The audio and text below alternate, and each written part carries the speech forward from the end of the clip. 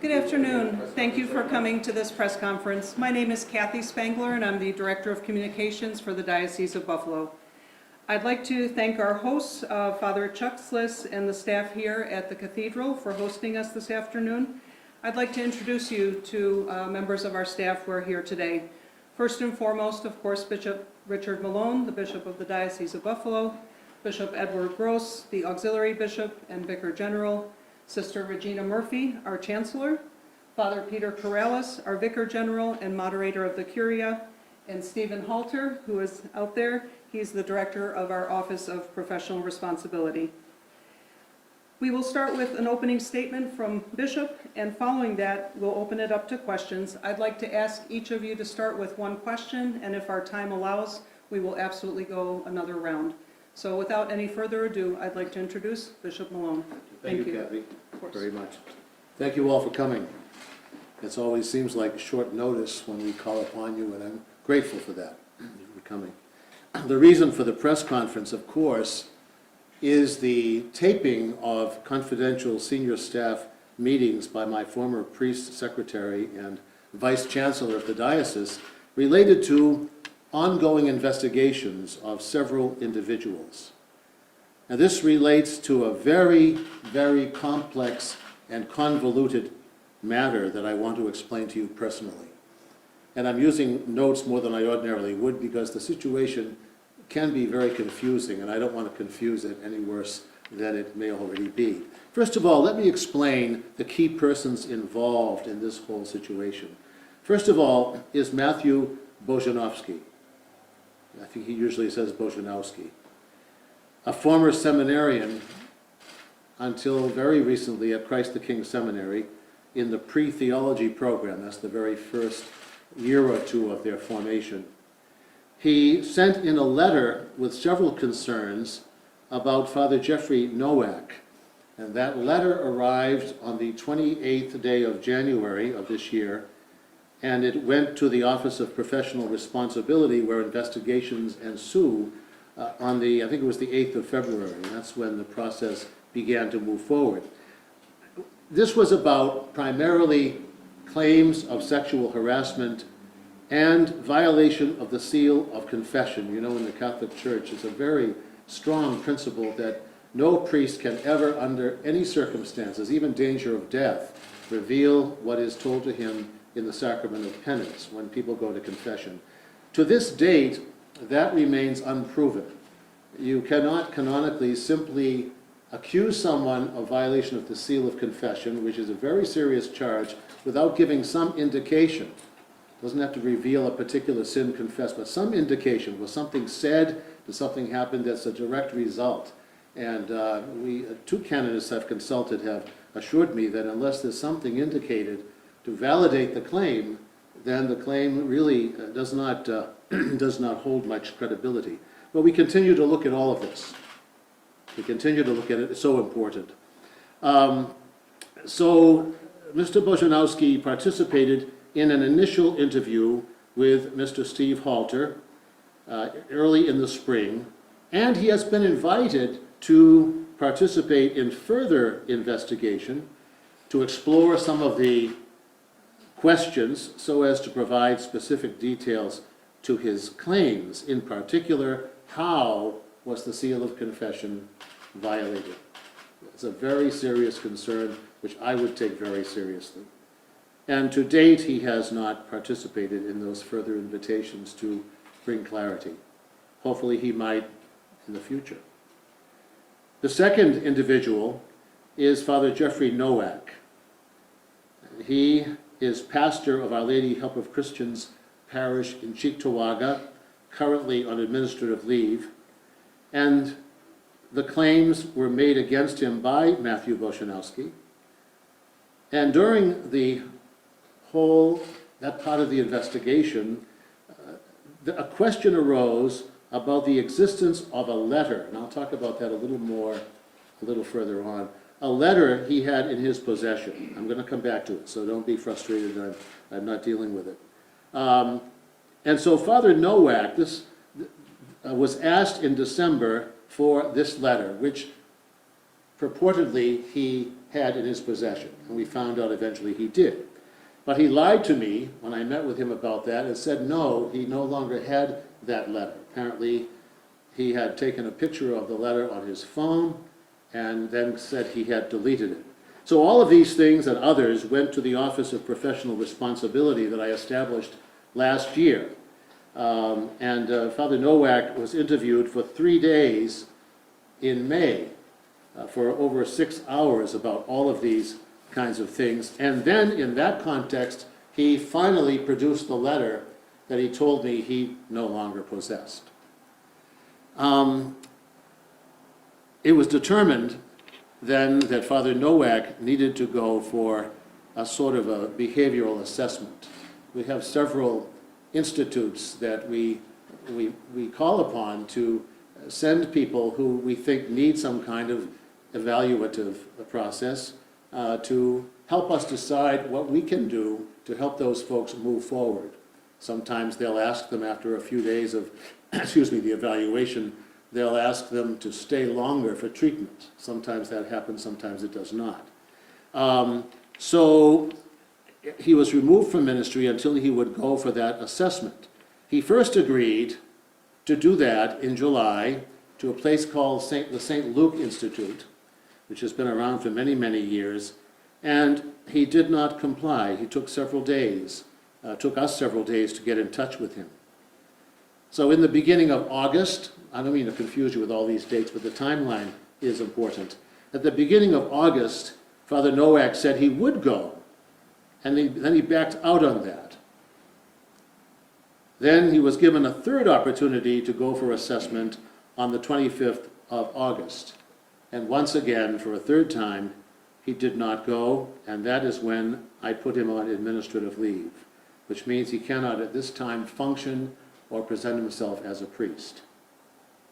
So the issues here are concerns for the seal of confession, which we'll continue to try and understand more carefully, perhaps boundary issues and or other kinds of inappropriate behavior, all of these kinds of things. And an assessment, we feel, it's been our experience, an assessment, especially the ones done these days, would hopefully reveal if he or any person was dealing with relationship issues, which would then help us to determine how to work with Father moving forward. So that's person number 2, and here comes person number 3. And that is Father Richard Bernat, who is a priest of the Diocese of Buffalo, came to us from Poland, and for the past 6 years has been the secretary to me, the priest, what we call the priest secretary to the bishop, and also vice chancellor. Being vice chancellor, Sister Regina Murphy is the chancellor, and Father was the vice chancellor. Currently, he is on not administrative leave, but a personal leave of absence, which any priest can be asked to consider or can request for himself. And Matthew Boshanovsky developed a friendship with Father Richard while Matthew was discerning himself going into the seminary during that period a few years ago. And a key piece here of this whole scenario is that Father Richard composed a letter to Matthew in 2016.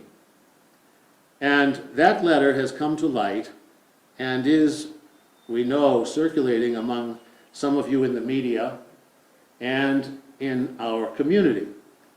How it got out there like that is a mystery to us, but we know it did. The content of that letter, if you've seen it, is a bit concerning. And that is why I suggested that Father Richard should go on a personal leave of absence for a while. And the purpose of that, in my own thoughts, was to provide him some time apart from his work with me.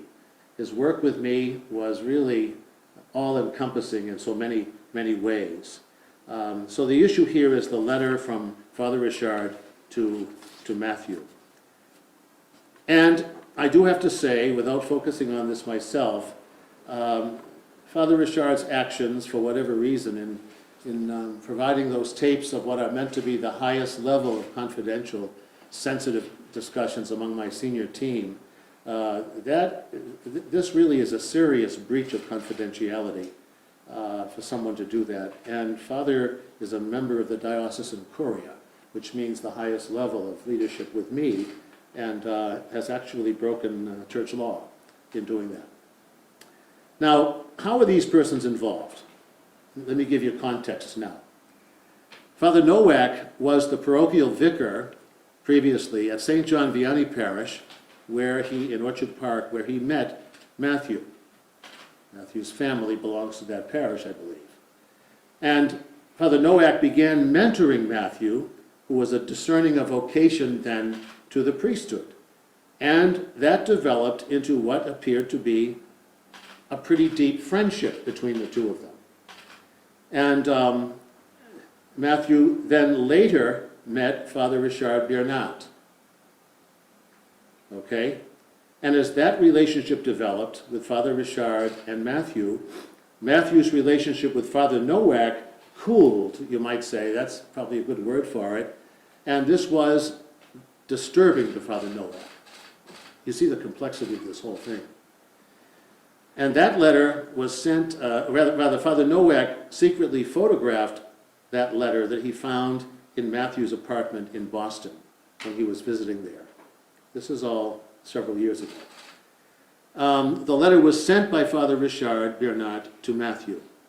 And Matthew later wrote to me accusing Father Nowak of harassment and several other allegations that I've already mentioned. I'm getting toward the end here, then it's your time with your questions. Now, Father Richard has served as my personal secretary as well as Vice Chancellor of the diocese, and a member of my senior staff since the time he arrived here. I'm not arrived here in the States, but arrived in my office. So his release of information from a very sensitive and always very confidential senior discussion where we talk about the most sensitive matters, I have to say, was truly a disappointment to me, as well as a breach of his canonical obligations at his level in the work of the diocese. He was recently issued a canonical warning and asked to take a personal leave of absence in order to take some time to discern. He was still allowed to celebrate Mass. I did not suspend that or anything. Until last week, I think he was still living in the residence. I didn't see much of them, but he was there. He and I had lived together at Oakland Place, and then when we sold Oakland Place to get money for the Victims Fund, we leased the old convent at St. Stan's Parish in the Broadway-Fillmore district, and we both lived there in that house. And we both prayed together many, many days, and enjoyed much conversation together during all of that time. So the relationship of these three men is very complicated. They have leveled, in one way or another, accusations among themselves, which needed intense investigation. And as I say, that investigation continues. None of the individuals have been totally forthcoming or cooperative. And that's one of the reasons that this thing has taken as long as it has. Plus all the other investigations we've been doing during this past year of allegations of abuse of children, of minors. We had many of those cases, as you know, during the past year. Now, this compromising letter, as some have called it, from Father Richard to Matthew, was alluded to by several people, but when I asked to see it, as I mentioned, I was told by Father Nowak that his lawyer had it. And then, after 2 months, Father Nowak finally gave us that letter. And the letter could be perceived as reflecting what you might call an inappropriate relationship between Matthew and Father Richard, as some have noted. I say that because I've heard that from several people, not people of my staff, but people, Catholics in the diocese. Matthew has accused Father Nowak of harassment. Matthew sent me a letter, and it's just summary now, and emails that he had received from Father Nowak. And those were emails back and forth between the two of them, it should be noted. And those also could suggest that there was something inappropriate there going on the part of Father Nowak. So you see I hope, the remarkable complexity of this whole situation that we've been dealing with, and the time that's required for full and thorough investigation, which we have to do. We owe the individuals involved, whatever their part in the whole scene, we owe them thorough and careful investigation according to the norms and protocols of church law and any other norms and law that would come into the picture. So that's really my little introduction here for you, and I'm happy to answer the best I can any of your questions. Bishop, with all due respect, you have not addressed what was heard in those audio files, and that you referred to Nowak as a sick puppy, as dangerous, and people now feel that you have lied about the policy that you told the community you were following, that if someone had a credible accusation, that they would not be allowed to be in ministry, and yet he was. How do you respond to that? Well, I understand the question, but there is a response to it. I'm happy to have the chance to make that. First of all, you know, any of us who have had discussions in what we believe is a totally confidential environment with our closest colleagues, sometimes will use language that we would not use in public. For example, there was a lot of frustration in trying to sort out this thing with Father Nowak. And if you looked at some of the content that Matthew Bojanowski wrote to us about, that described some of the language and behavior of Father Nowak, you see it was very frustrating trying to get hold of all of that kind of a situation. So sick puppy was not I was just getting frustrated. If I were talking to the media, I would say a man with some issues, you know. But when you're with people you meet with every week about these things, you can kind of let your frustration out, let your hair down, and not a word I would ordinarily use. And to say he was dangerous, I didn't mean that in the sense of someone who I thought had the potential or the risk to harm somebody, go out there and do some damage to someone. I was concerned, and I remember that, and my staff helped me to remember it even more clearly. We were concerned at that time about the effect that the letter that Father Nowak had, that was a letter from Father Richard to Matthew, could have in terms of possible scandal on people, on the diocese, if it would raise all kinds of questions. That's really what I meant by that word. It was not meant to suggest that this is a person who is a risk. So that's why he wasn't immediately removed and put on administrative leave.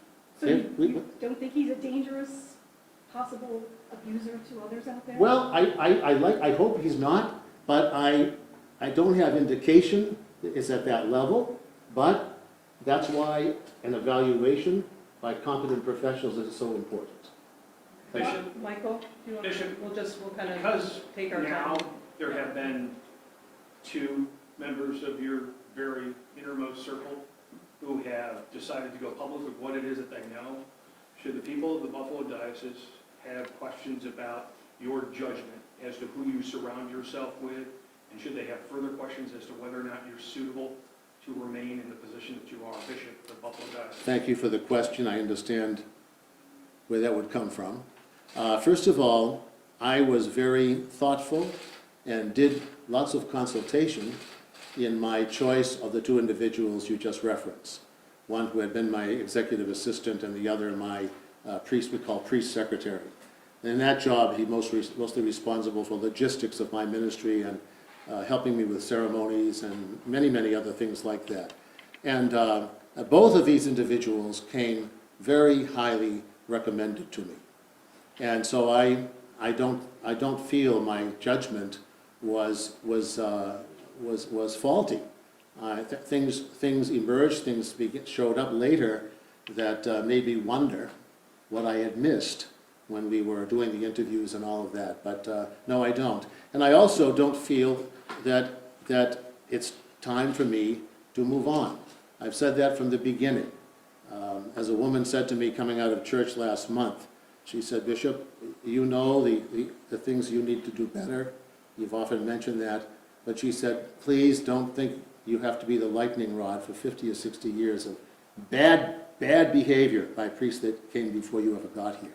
And I try to remember that, and I feel an obligation as the bishop of this diocese to do all the best I can, working with other people, including a lot of laity, to move us forward toward the restoration of trust. Well, So Bishop, there's a growing even number of priests in your diocese who have lost faith in you, not to mention the rest of the diocese. How do you feel you can effectively lead the diocese right now? how I can, How excuse do me? you effectively lead the diocese right now when even some of your priests don't have confidence in your leadership? Well, you know, I can tell you from what I know, and I just held a meeting of most all of the priests last Wednesday. And there's much more, and you can ask, I could give you names of ones. I think the ones who would like to see me move on are truly the minority. And I know that's not wishful thinking, because other priests have told me that. The priest told me just the other day, most of us are with you, Bishop. Seminarians tell me the same thing. Does it mean all of them are? No. But I feel very good with my priests. I'm very open and candid with them. Just like I'm doing Q&A with you folks today, I do that with my priests and my deacons and others in ministry. And I give them straightforward and honest answers. So if I felt like a majority of my clergy felt I could no longer properly lead the diocese with them, because a bishop does not lead by himself, or he's a poor leader, then I'd have to rethink my commitment. Bishop, do you worry that by staying on as bishop, it's going to affect the finances of the diocese even more? We've been focusing, say, on the appeal every year that's been having its struggles. Less people are wanting to donate each week when they go to church. Do you worry that by staying on, it's going to affect it even more than it has over the last couple of years? Well, of course I have a concern about that, but we know that let me just back up for a minute. I want you to know that I fully understand the rage and the dismay and perhaps the incredulity and lack of trust that so many people in the community, not only Catholics, feel. And I may be a part of that because I'm the bishop currently, but a lot of it is the weight of decades of bad things that some priests did. And so I accept that. And I think if I can accept that and try to move on and try to work with the folks who are so committed to restoring trust and all of that, that we can turn this around. And sometimes, by the way, and I don't say this defensively, I hope I don't come across that way, but every single week, my office folks can tell you, I receive all kinds of letters and notes from people encouraging me and thanking me. So it's not as, there are those who like to ride me out of town, I get that. But there are lots of other people who actually say, and even at the listening sessions, thank me for hanging in there. Bishop, you've already indicated that the most recent events don't really change your stance on possible resignation, but what about diocesan bankruptcy? What is your stance on that? Well, the Child Victims Act, as you know, I'm sure, no news people know all these things before I say them, but it applies to all 8 dioceses of New York State. And the bishops have frequent conference calls or meetings among ourselves. And we're all, I don't want to speak for all 8, but I know I'm not the only one right now who feels like I'm standing at a crossroads, analyzing where we are with our resources, because we've already spent over $18 million for the Independent Reconciliation and Compensation Program. We felt we couldn't do a part 2 of that, at least right now, because we needed to have funds left now to work with the Child Victims Act people who were so tragically hurt and abused over many, many decades. So the fact of the matter is that I have been in dialogue both with attorneys who would argue, and others, who would argue for litigation. And to do that, of course, we have to know, because our resources are limited, we have some, but we have to know that we have insurance coverage for some of the periods when abuse happened. And that can be a challenge to work that out. I learned a whole new term recently. There's something called insurance archaeology, simply meaning even pastors are told there might have been a time when your parish had its own insurance instead of through the diocese. So go down into the basement, go up into the attic, and see whatever kind of insurance documentation you can find, because if you've had an abuse case there and the parish is being sued, there may be insurance coverage for that case during that season. So we're looking at litigation and at the possibility of bankruptcy, or Chapter 11 reorganization, as we like to use a euphemism for it, which is, as you know, a structure and strategy that helps the mission of the church to go forth securely. So right now, that's the honest truth. We're looking at both of those very, very closely and carefully. And I have not yet made a decision. There are people arguing both positions. You've admitted that you are a controversial figure in the community and in the church. Talk about, don't you think that just your mere presence as the figurehead as the leader of the church in Buffalo, that would lead the church in the wrong direction with so much extremism on both sides, in their opinion? Another insightful question. That's a gauge, of course, I have to keep my eye on. Any bishop does under any circumstances. But no, I still feel strong. I mean, I'm not a masochist. You know what I mean? I'm not a person who stays in something because I enjoy paying it and all of that. I'm here because I feel an obligation as the one who was sent here to lead this diocese to carry on.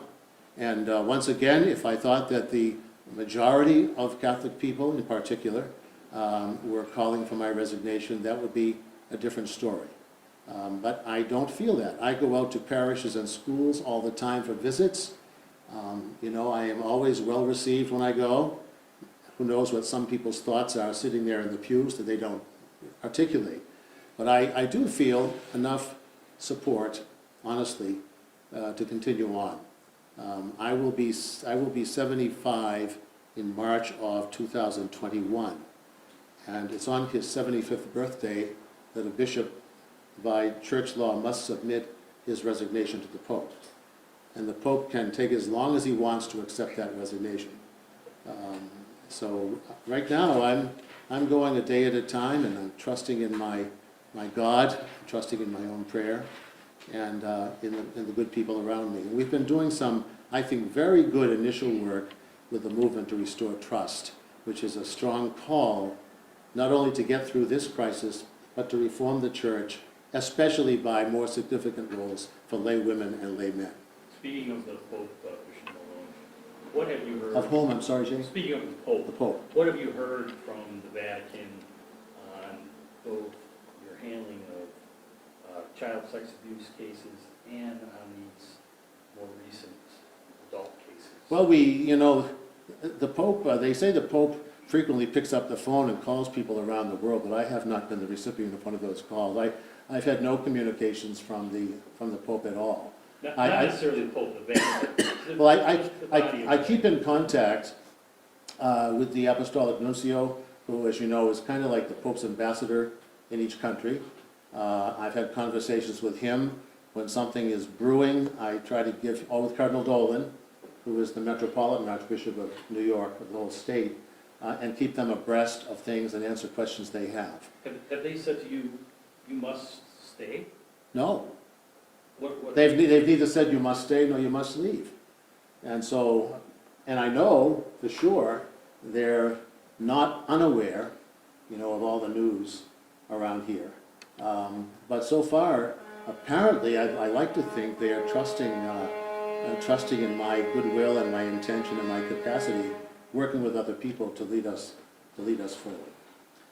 Mr. But Malone, if I get a call from the Pope, maybe I'll let you hear about that.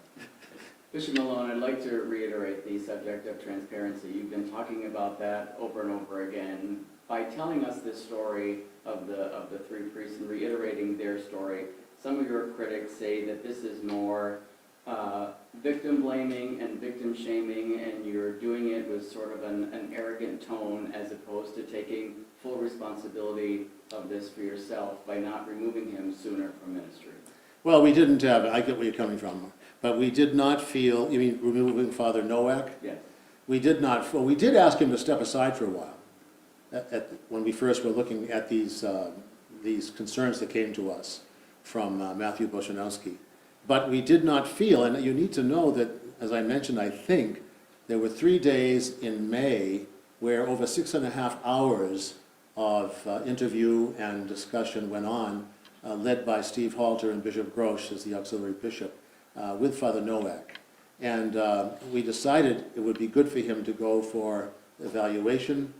Eventually, when he refused to go 3 times, I had it. It's time to put him on leave. But we did not feel or discern before that time that it was necessary to put him on leave. He had not been accused of any kind of physical, like sexual contact or any of those kinds of things that would trigger something of that sort. Well, Bishop, in January, the allegation was levied that Father Nowak had rummaged through Bojanowski's things, taken that letter. You acknowledge you subsequently found out he was in possession of that letter.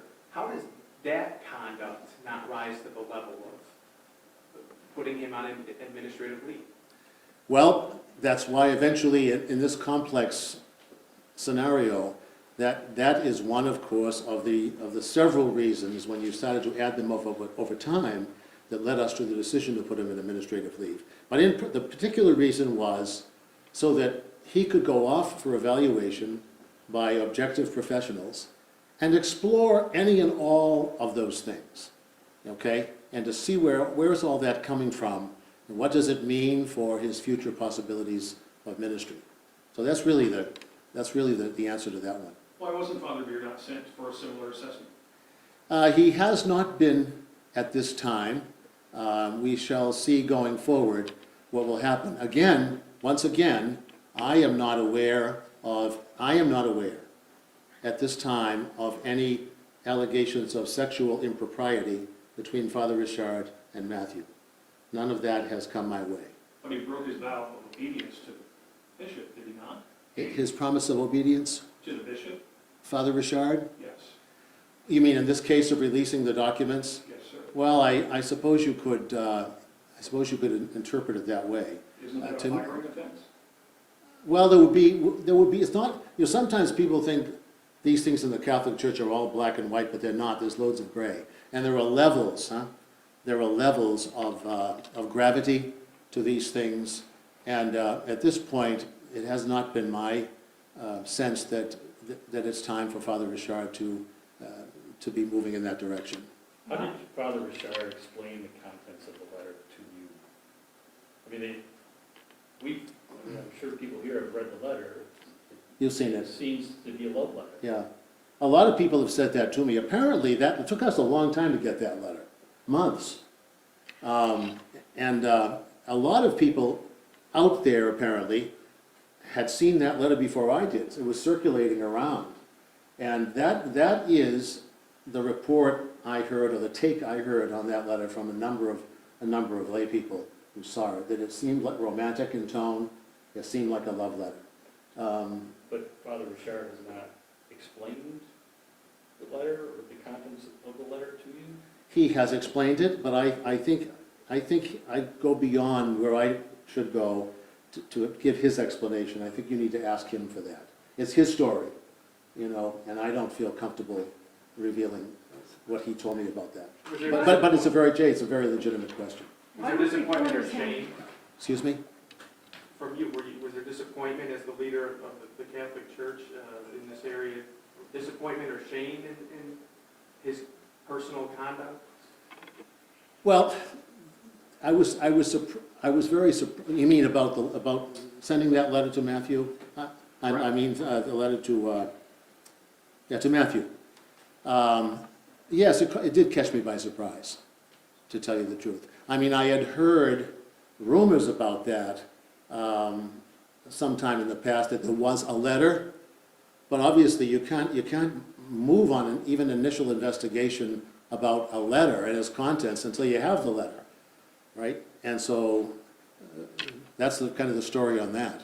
So is that why you wanted him to take the lead, though? I wanted to Well, get you know, that. my reason for that was that I know the letter is out there, people are talking about it.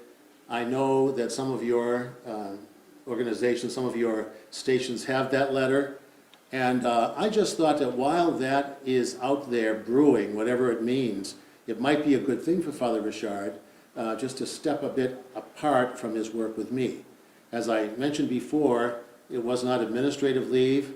I asked him to consider doing that, and he did. He still is able to celebrate Mass, and which he does, and all of those types of things. But, excuse me, there was some water there. Thank you. So that's basically, I forget, where was I? It's so bright, I can't, who was I talking to? Oh, I'm sorry. What is your name again? Of course, yeah. So that's basically the story there. Did I miss anything in answering your question? I may Well, have. I think, I'm just trying to get an understanding of the purpose for asking him to take the lead. Was it because, obviously the church has strict rules when it comes to sexuality? Was it because you had concerns whether or not he was following those rules? Is that why you wanted him to leave your office? Not really. No, that was not the reason. I thought with news that might be coming about that letter, it might be better for him and for the diocese, because he's very, very closely perceived as working with me, which he has done, and done very well for 6 years. We must have driven around thousands of miles in Western New York, going to parishes and confirmation ceremonies and all of that. We lived in the same residence for over 6 years. We always got along very, very well. Most evenings, if we were going to be in, which didn't happen too often because we have a lot of evening events, we would always meet around 5:20 in the afternoon, the two of us, and any guests who were there, and we would have prayer together. Then we might have a glass of wine or something, and then sit down for dinner and have just regular conversation people would have. Sometimes friends were there. Sometimes one or two of his relatives from Poland would be visiting, and we would host them at the bishop's residence too, which I told Father Richard when we first began working, my house is your house, and feel free to have guests here. So, Why were reporters hand-selected for this news conference today? well, probably Kathy can answer that better than I can. Well, I think we were going to have limited space, so we reached out to someone from each entity who we regularly interact with. But wouldn't you leave it up to the media outlet to send their reporter of choice versus specifically asking for a reporter's name that you reserved? Well, honestly, Eileen, it really was that all of you who are here are people who I interact with on a regular basis, so we welcome you here and so glad you came.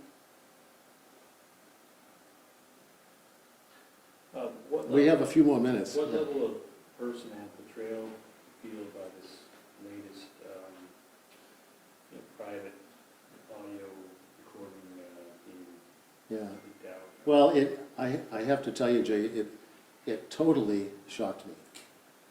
I felt like I was hit by a bolt of lightning, kind of emotionally, by it. It was the last thing in the world I ever expected or anticipated in my relationship with Father Richard.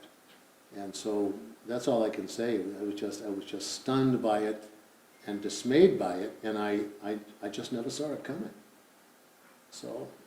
How do you interpret that?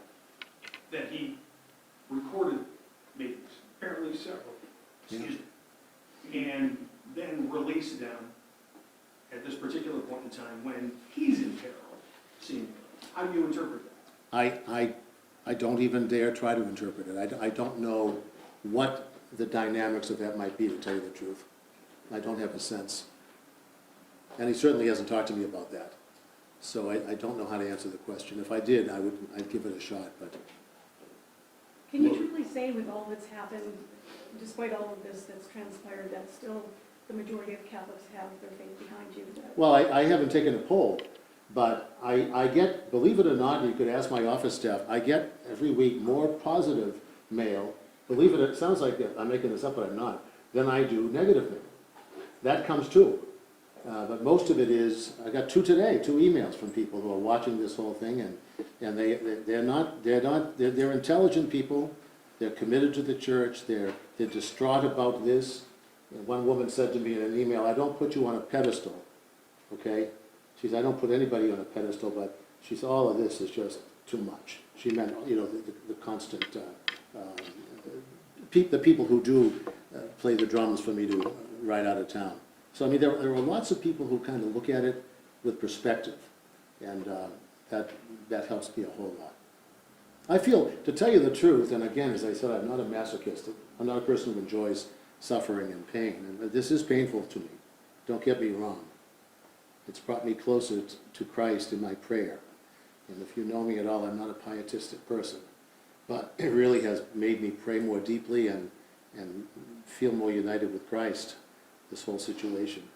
But, you know, I mean, if I really felt I couldn't do it, either physically or spiritually or emotionally, or that most of the Catholic people wanted me gone, then I'd have to look at it in a different way.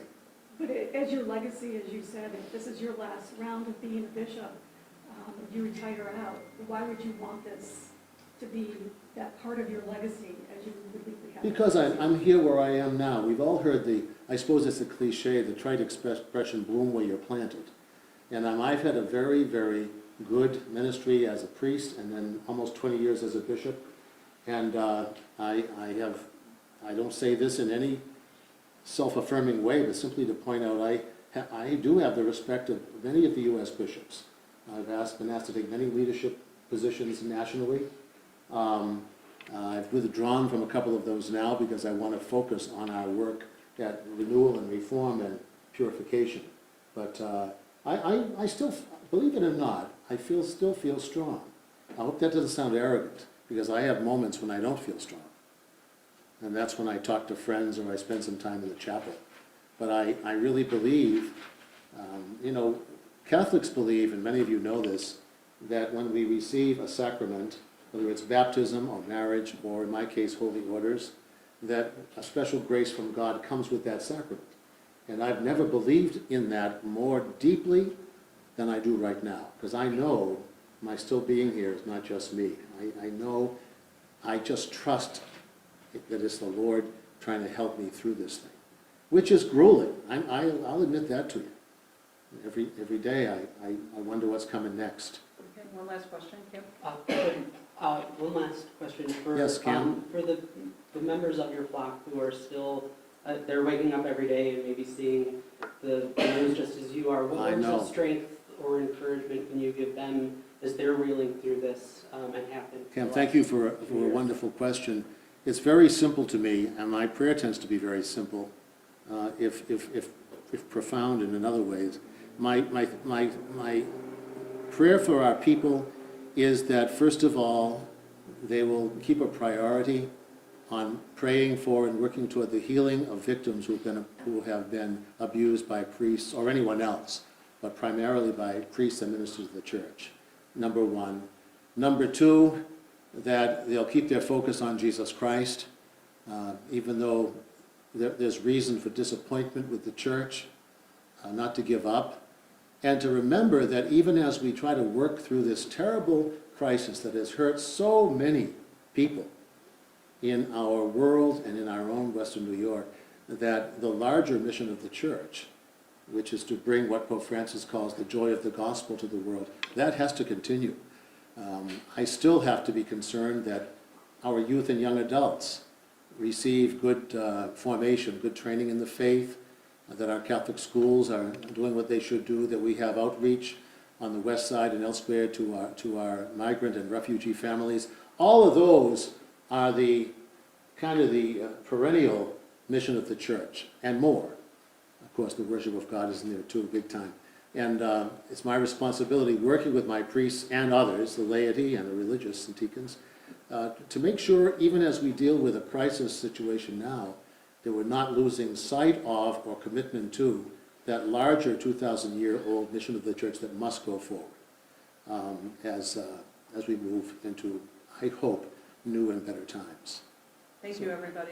Thank you so much for coming. Thank you all. Appreciate it. Thank you for good questions. Congressman Higgins wants you to resign. He said Second you have time. no credibility. After hearing these tapes, he says it's evidence that you let it, Right. you mentioned a dangerous priest. How do Interesting you though, respond to interesting that? though, he's welcome to his opinion.